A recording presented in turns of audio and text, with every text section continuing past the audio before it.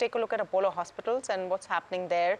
Again, numbers which have not enthused the street. They've come up with their Q3 numbers. In fact, my colleague Varsha spoke with Managing Director Suneeta Reddy. Here's what she had to say. So the hospital did quite well. We registered a revenue of 2,785 crores and an EBITDA of 671 crores, which is a 14% growth, and profit improved by 21% to 348 crores. So the numbers were strong. In terms of occupancy, we were at occupancy of 68%. This was led by both RPOB and by volume. RPOB grew by 8% and to 60,055 rupees, and as well as volume grew by 5%. So this gave you a growth of 13%. Now, what is the expectations when it comes to RPOB, that is average revenue per occupied bed, and occupancy? Because I know that the Q2 is actually the best quarter when it comes to hospital business. You had an occupancy of around 70% last quarter, while it's 68% in the current quarter. What is the expectations going forward? Oh, I think this is an exceptional quarter because of the holidays that happen in this quarter. You have Deepavali and you have Christmas. So because of those two festival seasons, occupancy normally declines at the third quarter, but it's already started picking up in quarter four. Also, ma'am, let's talk about your segmental wise performance. So talking about Apollo 24/7, in H1 you did around 1500 crores of business. In Q3, that is the current quarter, the GMV was around 750 odd crore. I remember last time you had said that you want to take this number to 4,000 crores. So are you on track? So GMV is on at 760 crores, 11% growth. So it will continue to grow. But the most important thing to remember is that revenue for healthcare was at 2,352 crores. So a growth of 15% on the whole, including pharmacies and digital. And it turned profitable with 32 crores of profit. So we're on track for profitable growth. Got it. So this 4,000 crores of revenue you will achieve by when? I would say 26. Now about margins, ma'am, for Apollo Healthco, the margins were at 2.4%. Now where do you want to see this margin going forward? The margin should be around 7%, and this will happen not just now, but over a period of 3 years. Got it. Now when it comes to Apollo Health and Lifestyle, this quarter you saw a loss of around 8 crore. When are you expecting this segment of yours to be profitable? And EBITDA margins, if I were to see, was at around 9%. So two questions: when are you expecting this segment to turn profitable, and can you see a bump up in margin? Because in Q2 EBITDA was around 10%, so quarter on quarter EBITDA margin has gone down.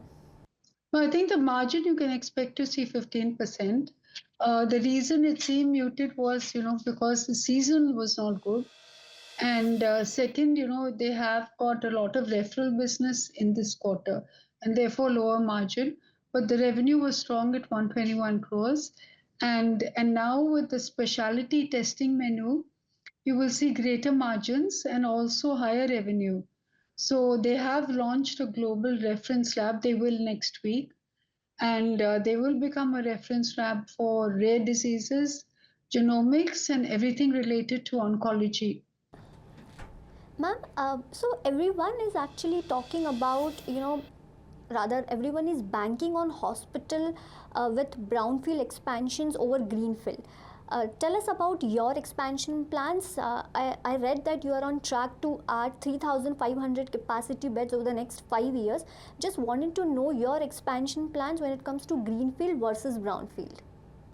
So in terms of, we have to do a combination of both, because as you enter new markets, sometimes you have to do greenfield.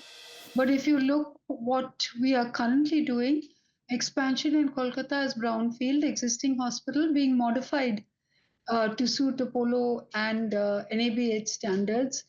In Hyderabad, again, brownfield, a modified building to suit our accreditation standards.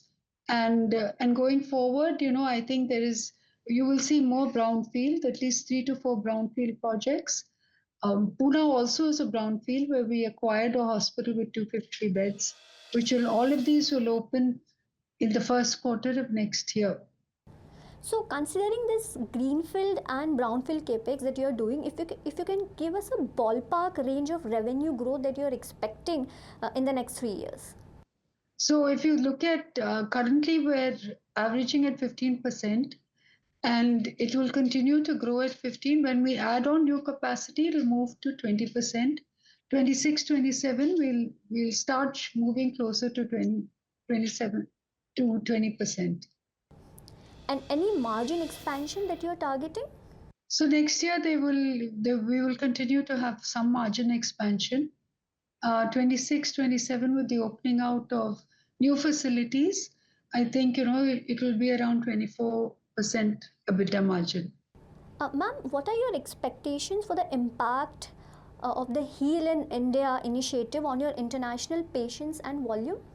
So I think it's a combination of what the finance minister announced and the intent from the government to make sure that foreign patients can come to India easily. So part of that is to make sure that the visas, which were very expensive and would take long period to issue, all that process would become cheaper and faster. Second, we do look at better connectivity with our neighboring countries, direct flights coming to our major destinations, which again will improve foreign patients coming to India for healthcare. Got it. Last question before I let you go. Last time when we spoke, you said that you were thinking in the direction like what Narayana did by entering into insurance business. You said that your company is thinking, on that part, and nothing has been yet decided. So, any positive update on that? Well, I think by next year we will 24/7 will launch insurance broking. So, I mean, they have an insurance broking license.